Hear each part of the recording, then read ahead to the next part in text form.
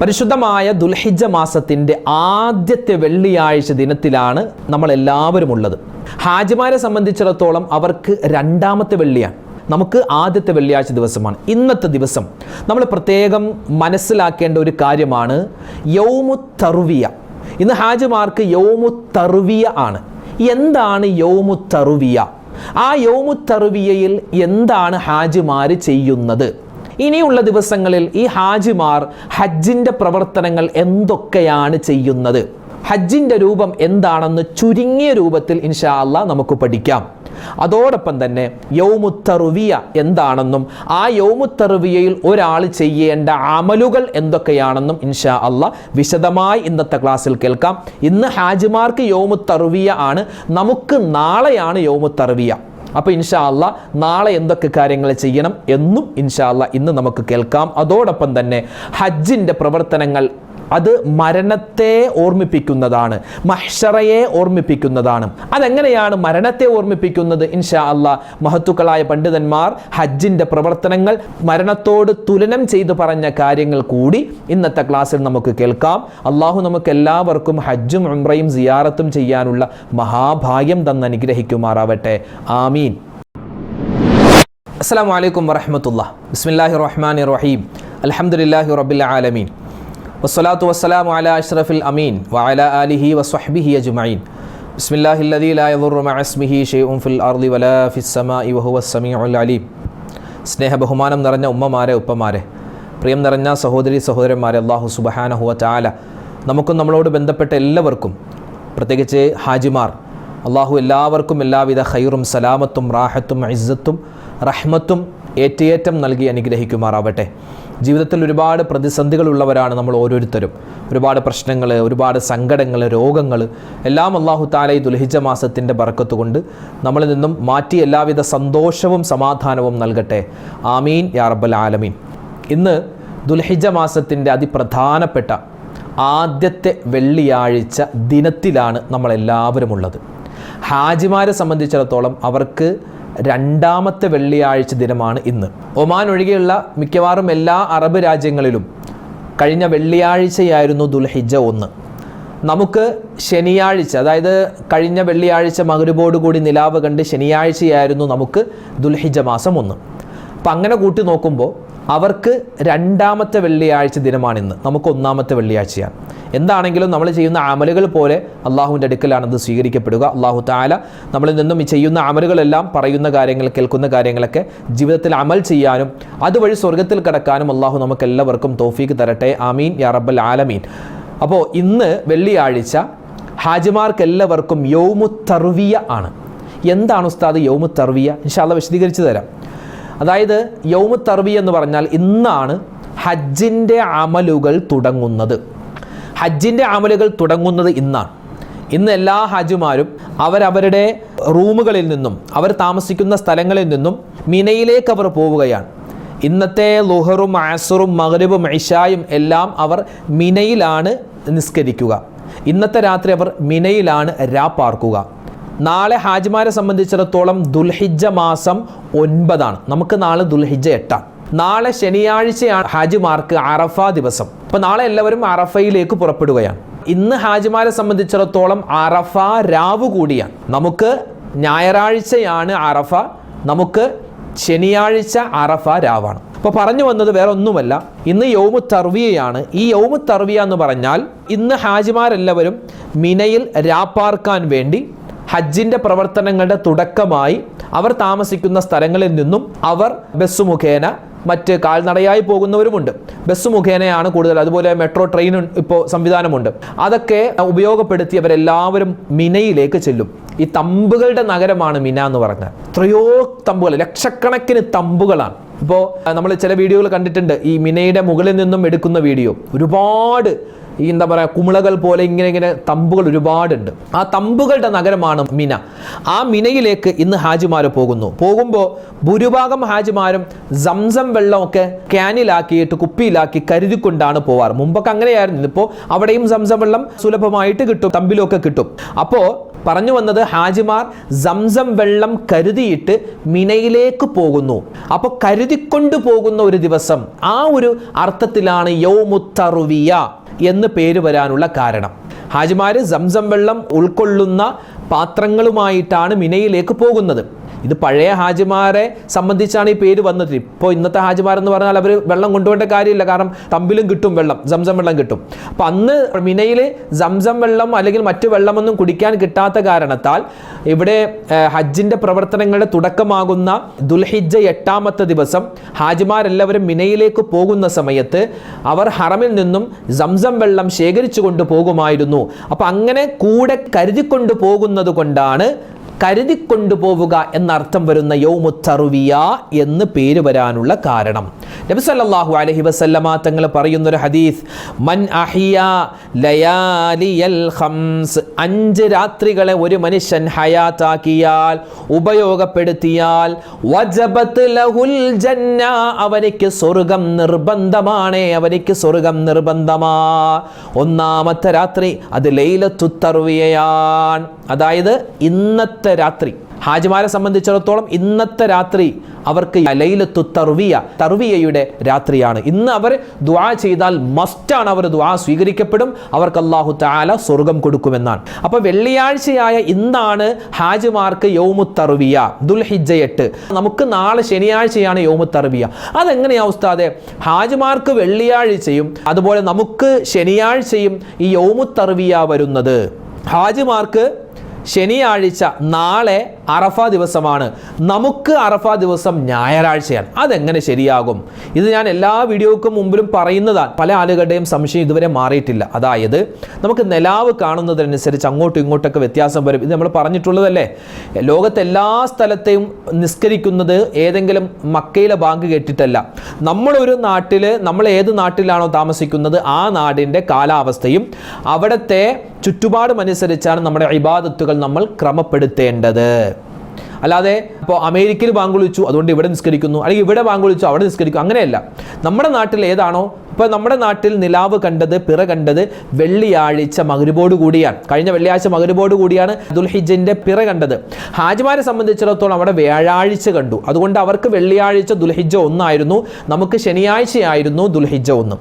അപ്പോൾ അതെങ്ങനെയാണ് 2 യൗമുത് തർവിയ വരും, അതുപോലെ 2 അറഫ വരും, ചിലപ്പോൾ 2 പെരുന്നാൾ വരും, 2 ലൈലത്തുൽ ഖദ്ർ വരും. അതൊന്നും ഒരു കുഴപ്പമില്ല, അതൊക്കെ അള്ളാഹു ആണ് അതൊക്കെ കൃത്യമായി വെച്ചിട്ടുള്ളത്. അപ്പോൾ പറഞ്ഞു വന്നത് യൗമുത് തർവിയ ഇന്ന് ഹാജിമാർക്ക്, ഇന്ന് ദുആ ചെയ്താൽ അവരെന്താണ്, ഇന്ന് ഹയാത്താക്കിയാൽ അവർക്ക് സ്വർഗ്ഗമാണ്. 2-ാമത്തേത് അറഫയുടെ രാത്രി, 3-ാമത്തേത് ബലിപെരുന്നാളിൻ്റെ രാത്രി, അതുപോലെ തന്നെ ചെറിയ പെരുന്നാളിൻ്റെ രാത്രി, അതുപോലെ തന്നെ ശഅബാൻ 15 ബറാഅത്തിൻ്റെ രാത്രി. ഈ 5 രാത്രികളിൽ ഒരു മനുഷ്യൻ ഹയാത്താക്കിയാൽ, ഇബാദത്ത് ചെയ്താൽ, വജബത് ലഹുൽ ജന്ന, അവനിക്ക് സ്വർഗ്ഗം നിർബന്ധമാണെന്ന് മുത്തുനബി സല്ലല്ലാഹു അലൈഹി വസല്ലം പഠിപ്പിക്കുകയാണ്. അതുകൊണ്ട് ഇന്നത്തെ രാത്രി ഹാജിമാർക്ക് യൗമുത് തർവിയയാണ്, നമുക്ക് യൗമുത് തർവിയ നാളെയാണ്. പക്ഷേ ഹാജിമാർക്ക് ഇന്ന് യൗമുത് തർവിയ ആയതുകൊണ്ട് ഇന്ന് നമ്മൾ പ്രത്യേകം ഇന്നത്തെ രാത്രി നമ്മളും ഇബാദത്തിലാവാൻ പ്രത്യേകം ശ്രദ്ധിക്കണേ. ഇപ്പോൾ നമ്മൾ ജുമാ നിസ്കരിച്ച് കഴിഞ്ഞ് ഇന്നത്തെ അസർ, ഇന്നത്തെ മഗ്രിബ്, ഇശാ, നാളത്തെ സുബ്ഹി, നാളത്തെ ളുഹർ, അസർ, മഗ്രിബ്, ഇശാ ഒക്കെ കൃത്യമായി ജമാഅത്തോടു കൂടി നിസ്കരിക്കാൻ പ്രത്യേകം ശ്രദ്ധിക്കണേ. സുബ്ഹിയുടെ ജമാഅത്ത് നഷ്ടപ്പെടുത്തരുതേ. വിശുദ്ധമായ ഖുർആൻ പാരായണം നമ്മൾ മുടക്കരുതേ. സൂറത്ത് യാസീൻ ഓതാറുണ്ട് അല്ലേ, നമ്മളൊക്കെ സൂറത്ത് യാസീൻ ഓതുന്നവരാണ്. സൂറത്തുൽ മുൽക്ക്, സൂറത്തുൽ വാഖിഅ, സൂറത്തുൽ ഫജ്ർ മറന്നു പോവണ്ട. അത് ഇന്ന് വെള്ളിയാഴ്ച ദിവസമാണ്. സൂറത്തുൽ കഹ്ഫിന്റെ കാര്യം വിട്ടുപോവണ്ട.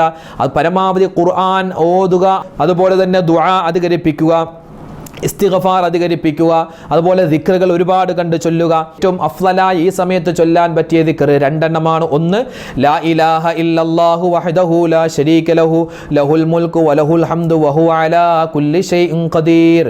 രണ്ടാമത്തെ ദിക്ർ സുബ്ഹാനല്ലാഹി വൽഹംദുലില്ലാഹി വലാ ഇലാഹ ഇല്ലല്ലാഹു അല്ലാഹു അക്ബർ വലാ ഹൗല വലാ ഖുവത ഇല്ലാ ബില്ലാഹിൽ അലിയിൽ അലീം.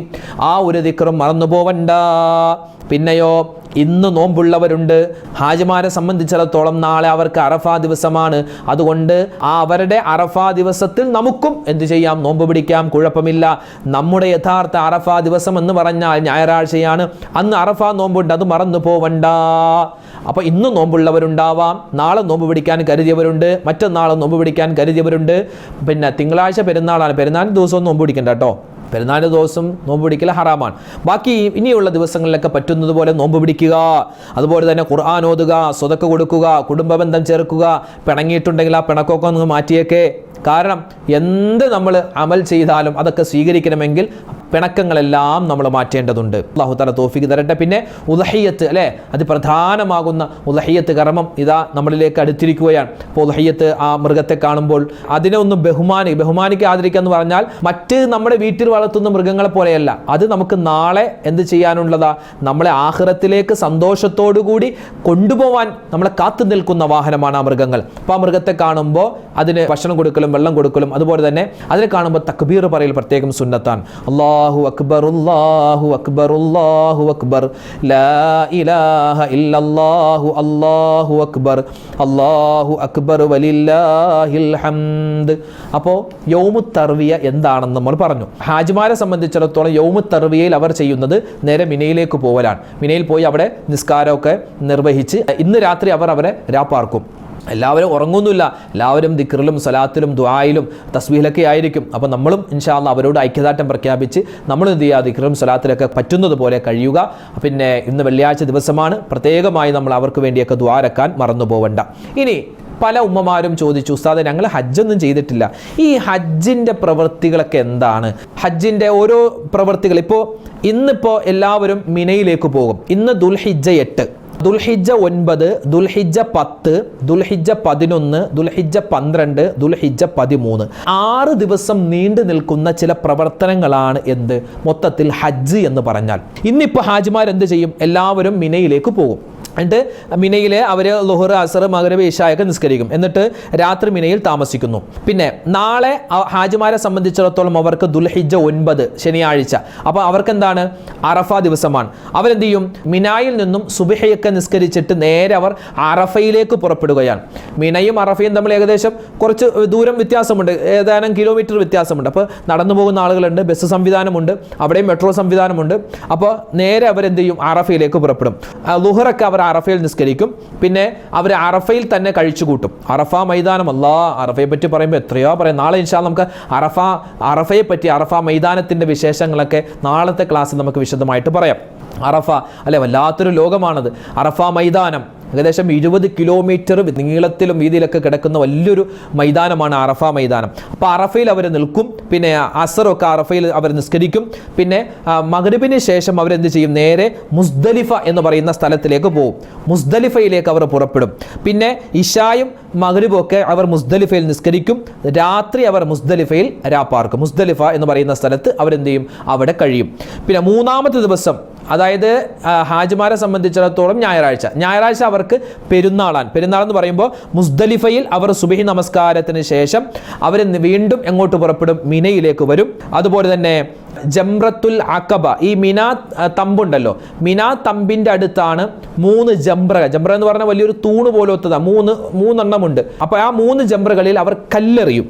അതുപോലെ തന്നെ അവിടെ ഉദ്ഹിയ്യത്ത് അറുക്കുന്നു. ഉദ്ഹിയ്യത്ത് നമ്മൾ അറുക്കേണ്ട കാര്യമില്ല, അത് അവരെ പൈസ ഏൽപ്പിക്കുന്നു, അവർ മറ്റുള്ളവരാണ് ചെയ്യുക. പിന്നെ എന്ത് ചെയ്യുന്നു? മുടി നമ്മൾ കുറച്ച് മുറിക്കുന്നു. പിന്നെ ഇഹ്റാമിൽ നിന്നും നമ്മൾ തഹല്ലുലാവുന്നു. നമ്മൾ ഇഹ്റാം വസ്ത്രമൊക്കെ മാറ്റി വേറെ വസ്ത്രം ധരിക്കുന്നു. പിന്നെ ശേഷമുള്ള 4-ാം ദിവസം, 5-ാം ദിവസം, 6-ാം ദിവസം, അതായത് ദുൽഹിജ്ജ 11, ദുൽഹിജ്ജ 12, ദുൽഹിജ്ജ 13, ഈ 3 ദിവസങ്ങളിലും ഹാജിമാർ ചെയ്യുന്ന, അതായത് പെരുന്നാൾ കഴിഞ്ഞ് 2-ാം പെരുന്നാൾ, 3-ാം പെരുന്നാൾ, 4-ാം പെരുന്നാൾ എന്ന് പറയൂലേ, ഈ 3 ദിവസം ഹാജിമാർ ചെയ്യുന്ന പരിപാടി ജംറകളിൽ കല്ല് എറിയലാണ്. അവർ ചെയ്യുന്ന ജോലി. പിന്നെ എന്ത് ചെയ്യുന്നു? 4-ാമത്തെ ദുൽഹിജ്ജ 13-ാമത്തെ ദിവസം, അതായത് അവർക്ക് പെരുന്നാൾ ഞായറാഴ്ചയാണ്. തിങ്കൾ 2-ാം പെരുന്നാൾ, ചൊവ്വ 3-ാം പെരുന്നാൾ, ബുധൻ 4-ാം പെരുന്നാൾ. അപ്പോൾ ബുധനാഴ്ച അവരെന്ത് ചെയ്യും? കല്ലൊക്കെ എറിഞ്ഞതിന് ശേഷം മിനയിൽ നിന്നും നേരെ അവർ എങ്ങോട്ട് പോകുന്നു? പരിശുദ്ധമായ കഅബയിലെ അടുത്തേക്ക് വരികയാണ്.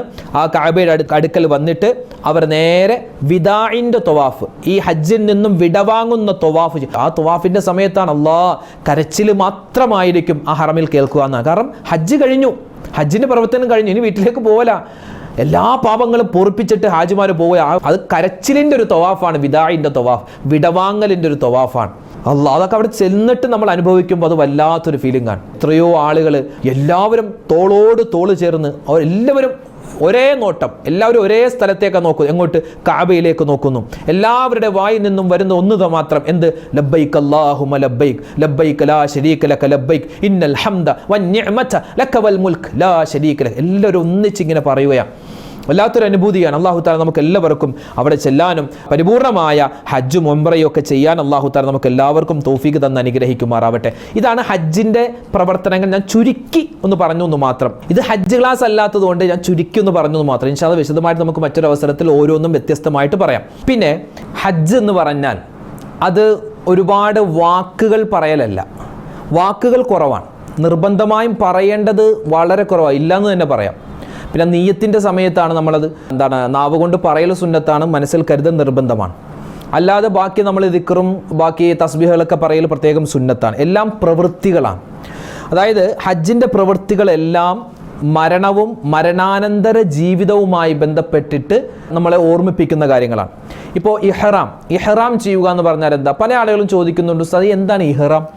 ഇഹ്റാം എന്ന് പറഞ്ഞാൽ എന്താണ്? നിസ്കരിക്കുന്ന സമയത്ത് നീയത്ത് വെക്കാറുണ്ട്, നോമ്പിന് നീയത്ത് വെക്കാറുണ്ട് എന്നതുപോലെ ഹജ്ജിൻ്റെ നീയത്താണ് ഇഹ്റാം എന്നുള്ളത്. ഇഹ്റാം എന്ന് പറഞ്ഞാൽ ഞാൻ ഹജ്ജ് ചെയ്യുന്നു അല്ലെങ്കിൽ ഞാൻ ഹജ്ജിലേക്ക് പ്രവേശിക്കുന്നു എന്ന് കരുതലാണ് എന്ത്? ഇഹ്റാം എന്ന് പറഞ്ഞാൽ. ഇപ്പോൾ നമ്മൾ നിസ്കാരത്തിലേക്ക് പ്രവേശിച്ചു, കൈ കെട്ടി അല്ലാഹു അക്ബർ, നമ്മൾ നിസ്കാരത്തിലേക്ക് പ്രവേശിച്ചാൽ പിന്നെ നമുക്ക് പാടില്ലാത്ത കുറച്ച് കാര്യങ്ങളുണ്ട്. നിസ്കാരത്തിൽ ഭക്ഷണം കഴിക്കാൻ പാടില്ല, നിസ്കാരം മുറിഞ്ഞു പോകും.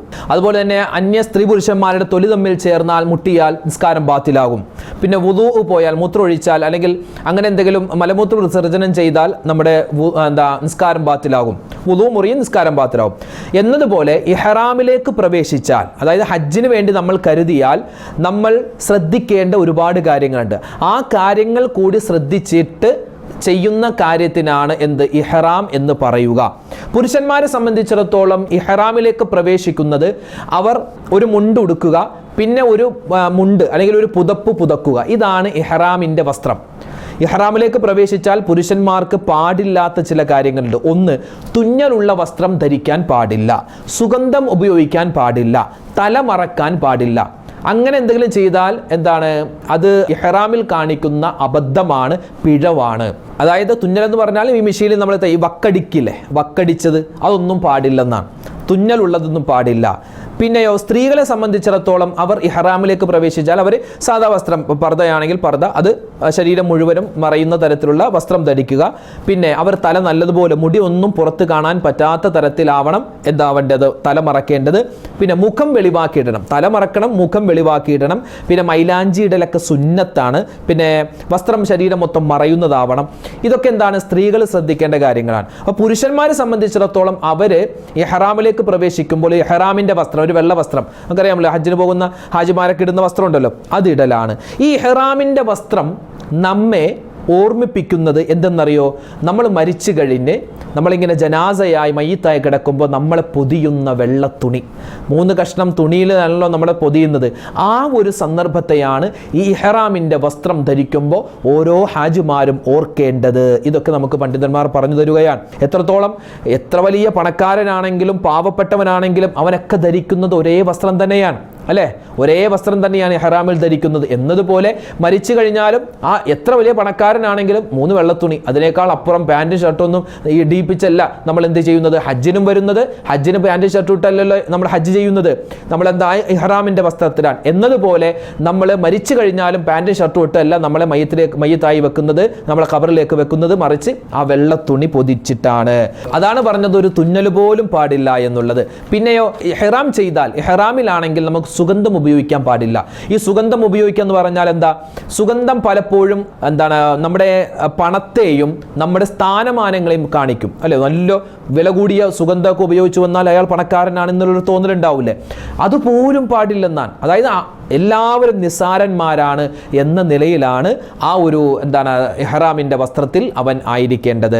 പിന്നെ ഈ ഹജ്ജ് യാത്രയപ്പുണ്ടല്ലോ, അത് വല്ലാത്ത, ഇപ്പോഴും അത് വലിയ ഒരു സീരിയസ് ആയിട്ടില്ല. പക്ഷെ പണ്ടൊക്കെ എന്ന് പറഞ്ഞാൽ എല്ലാവരോടും മുസാഫഹ ചെയ്ത് കെട്ടിപ്പിടിച്ച് പൊരുത്തം ചോദിച്ച് ഒരു വല്ലാത്ത യാത്ര. ഞാൻ തിരിച്ചു വരൂല എന്നുള്ള രൂപത്തിലാണ് ഓരോ ഹാജിമാരും പണ്ട് ഹജ്ജിന് പോയിരുന്നത്. അതായത് ഇപ്പോൾ അടുത്ത ആഴ്ച ഞാൻ മരിക്കും എന്ന് എനിക്ക് ഉറപ്പായാൽ ഞാൻ എന്ത് ചെയ്യും? എൻ്റെ വേഗത്തിൽ കടങ്ങൾ വീട്ടും, ഞാൻ എല്ലാവരോടും പൊരുത്തം ചോദിക്കും, പിണങ്ങിയവരോടൊക്കെ ഞാൻ പോയി മിണ്ടും, കടങ്ങൾ നമ്മൾ വീട്ടിൽ കൊടുക്കും. എന്നതുപോലെ നമ്മൾ ഹജ്ജിന് പോകുമ്പോഴും ഒരു മരണത്തെ മുന്നിൽ കണ്ടിട്ടുള്ളൊരു യാത്ര പോലെയാണ്. എല്ലാവരോടും പൊരുത്തം ചോദിച്ച് കടങ്ങൾ വീട്ടിയിട്ടുള്ളൊരു യാത്രയാണ്. കഅബയെ നമ്മൾ ത്വവാഫ് ചെയ്യുന്നത്, മനുഷ്യൻ കഅബയെ ത്വവാഫ് ചെയ്യുന്നു. കഅബക്ക് മുകളിൽ ആകാശത്ത് ഉള്ള ഒരു ഗേഹമാണ് ബൈത്തുൽ മഅമൂർ. ആ ബൈത്തുൽ മഅമൂറിനെ മലക്കുകൾ ത്വവാഫ് ചെയ്യുന്നു. അപ്പോൾ മനുഷ്യൻ കഅബയെ ത്വവാഫ് ചെയ്യുന്നു, മലക്കുകൾ ബൈത്തുൽ മഅമൂറിനെ ത്വവാഫ് ചെയ്യുന്നു. പിന്നെയോ അത് ത്വവാഫ് എന്ന് പറഞ്ഞാൽ അതൊരു പ്രകൃതിയോട് നമ്മൾ ഇണങ്ങിച്ചേരുന്നതാണ്. ഇപ്പോൾ സൂര്യന് ചുറ്റുമാണ് ഗ്രഹങ്ങളൊക്കെ സഞ്ചരിക്കുന്നതെന്ന്, ഗ്രഹങ്ങൾ ഇങ്ങനെ ചുറ്റുന്നത് എന്നതുപോലെ ആ കഅബയാകുന്ന ഭൂമിയുടെ കേന്ദ്രത്തെ നമ്മളിങ്ങനെ ചുറ്റുകയാണ്. ഏഴ് പ്രാവശ്യമാണ് ത്വവാഫ് ചെയ്യുക. 7 വലിയൊരു അത്ഭുത സംഖ്യയാണ്. 7 ആകാശത്തെ അള്ളാഹു സൃഷ്ടിച്ചു, 7 ഭൂമി ഉണ്ടെന്നാണ്. 7 ആകാശം, 7 ഭൂമി, 7 വൻകരകളുണ്ട് അല്ലേ? 7 വൻകരകൾ, 7 ഭൂഖണ്ഡങ്ങൾ, അതുപോലെ 7 ദിവസങ്ങളുടെ എണ്ണം 7 അതുപോലെ തന്നെ നമ്മൾ ഈ ജംറകളിൽ കല്ലെറിയുമല്ലോ, കല്ലെറിയുന്ന സമയത്ത് 7 കല്ലുകൾ വെച്ചാണ് 3 ജംറകൾ എറിയുന്നത്. 7 കല്ലുകൾ വെച്ച് 21 കല്ലാണ് എറിയുന്നത്. അതുപോലെ വൻപാപങ്ങൾ 7. ത്വവാഫ് ചെയ്യുന്നത് അത് 7. അപ്പോൾ 7 വലിയൊരു പ്രത്യേകത ഉണ്ട്. പിന്നെയോ ഈ ഹജ്ജ് നമ്മൾ ചെയ്ത് കഴിഞ്ഞ് ഹജ്ജിൽ നിന്നും അല്ലെങ്കിൽ ഉംറയിൽ നിന്നൊക്കെ ഒഴിവാകുന്നത് എങ്ങനെയാ? മുടി മുറിച്ചിട്ടാണ്. പെണ്ണാണെങ്കിലും ആണാണെങ്കിലും മുടി മുറിക്കുക. ആ പുരുഷന്മാരെ സംബന്ധിച്ചിടത്തോളം മുടി മൊത്തം ഒന്ന് വടിക്കലാണ് ഏറ്റവും ഹൈറായത്, ഏറ്റവും നല്ലത് അതാണ്. ഇപ്പോൾ എല്ലാവരും സൗന്ദര്യം പോകുന്നൊക്കെ പറഞ്ഞ് എന്താണ് ഒരല്പം അവിടെ നിന്ന് വെറുതെ മുറിച്ച് കളയലാണ് ചെയ്യാറ്. എന്നാൽ ഇവിടെ മുടി മുറിക്കുക എന്ന് പറഞ്ഞാൽ, മുടി എന്ന് പറഞ്ഞാൽ എന്താ? നമ്മുടെ ശരീരത്തിൻ്റെ ഒരു സൗന്ദര്യത്തിൻ്റെ ഭാഗമാണ്. ആ സൗന്ദര്യത്തിൻ്റെ ഭാഗം പോലും നമ്മൾ വടിച്ച് കളയുകയാണ്. ആർക്ക് വേണ്ടി? അള്ളാഹുവിന് വേണ്ടി. ഇതെല്ലാം എന്താണ്? നമ്മൾ നിസ്സാരന്മാരാണ്, നമ്മൾ ഈ ദുനിയാവിലൊന്നും അല്ല എന്നുള്ള ഒരു വലിയ ഒരു കാര്യത്തെയാണ് ഈ ഹജ്ജ് ഓർമ്മപ്പെടുത്തുന്നത്. മിനയിൽ രാപ്പാർക്കുക, മിന രാപ്പാർക്കൽ. ഈ മിന എന്ന് പറഞ്ഞാൽ ഇപ്പോഴത്തെ സാഹചര്യത്തിൽ ചെറിയ ചെറിയ തമ്പുകളാണ്. അതായത് അത് ഖബറിനെ ഓർമ്മിപ്പിക്കും. ഒരു തമ്പിൽ തന്നെ 20ഉം 10ഉം ഒക്കെ ആളുകൾ ഉണ്ടാകും. പല സമയത്തും പല വ്യത്യാസം ഉണ്ടാകും, ആളുകളുണ്ടാകും. അതുപോലെ എന്താ പറയുക, ഒട്ടും സൗകര്യം ഉണ്ടാവില്ല. അങ്ങോട്ടും ഇങ്ങോട്ടൊക്കെ തിരിഞ്ഞ് അപ്പുറത്തൊരാൾ ഇപ്പുറത്തൊരാൾ അങ്ങനെ ഇങ്ങനെ അട്ടിയട്ടിയായി കിടക്കുകയാണ്. അതായത് ഖബറിനെ ഓർമ്മിപ്പിക്കുന്ന തരത്തിലാണ്. അതുപോലെ മഹ്ശറയെ ഓർമ്മിപ്പിക്കുന്ന തരത്തിലാണ്. പിന്നെ അറഫ എന്ന് പറഞ്ഞാലേ മഹ്ശറ പോലെയാണ്. ഒരു അഭിപ്രായത്തിൽ നമ്മളെല്ലാവരും മരിച്ച് ഖബറാകുന്ന ലോകത്ത് നിന്ന് എഴുന്നേറ്റ് മഹ്ശറയിലേക്ക് വരൂലേ? ഈ മഹ്ശറ എന്ന് പറയുന്നത് ഇന്നത്തെ അറഫ മൈതാനം ഉൾപ്പെടുന്ന പ്രദേശം ആയിരിക്കുമെന്നൊരു ലഘുവായ ഒരു അഭിപ്രായമുണ്ട്. ഉറപ്പല്ല, ഒരു അഭിപ്രായമുണ്ടെന്നാണ്. അപ്പോൾ അത്രമാത്രം അഭിപ്രായപ്പെടാൻ പാകപ്പെട്ട വലിയൊരു വിശാലമായ സ്ഥലമാണ് അറഫ മൈതാനം. അറഫ മൈതാനം എന്ന് പറഞ്ഞാൽ അത് മഹ്ശറയോട് നമുക്ക് തുലനം ചെയ്യാൻ പറ്റുന്നതാണ്. എല്ലാവരും ഒരേ വസ്ത്രം ധരിച്ച് ഒരേ മന്ത്രം അല്ലെ, കരച്ചിലാണ്, ദ്വാരക്കലാണ്. നമ്മൾ അറഫയിൽ ദ്വാ ചെയ്താൽ നമ്മുടെ പാപങ്ങൾ പൊറുക്കും. പക്ഷേ മഹ്ശറയിലാണെങ്കിലോ നമ്മുടെ പാപങ്ങളൊന്നും ആ സമയത്ത് പൊറുക്കില്ല. അതുകൊണ്ട് നമ്മൾ മഹ്ശറയിലേക്ക് പോകുന്നതിന് മുമ്പ് അറഫയിൽ നമ്മുടെ പാപങ്ങൾ പൊറുപ്പിക്കണമെന്നാണ്. നമ്മൾ എന്തിനാ ഹജ്ജ് ചെയ്യുന്നത്? സ്വർഗത്തിൽ പോവാൻ. നമ്മൾ എന്തിനാ ജീവിക്കുന്നത്? അതും സ്വർഗത്തിൽ പോവാൻ. അപ്പോൾ ഹജ്ജ് ചെയ്താൽ കിട്ടുന്നത് സ്വർഗം, നമ്മൾ ജീവിക്കുന്നത്, നമ്മൾ മറ്റ് ഇബാദത്തുകൾ ചെയ്യുന്നതും സ്വർഗത്തിൽ. അപ്പോൾ എല്ലാം ഹജ്ജും സ്വർഗവും ഹജ്ജും പരലോകവും ഒക്കെ ആയിട്ട് നല്ല ബന്ധമുണ്ട്. ഒരേ വസ്ത്രമാണ് ഹാജിമാർ ധരിക്കുന്നത് അല്ലേ? വെള്ള വസ്ത്രമാണ് പുതക്കുന്നു, ഒരു മുണ്ട് ഉടുക്കുന്നു. അതായത് ഇക്വാളിറ്റി, സമത്വമാണ്, എല്ലാവരും തുല്യതയാണ്.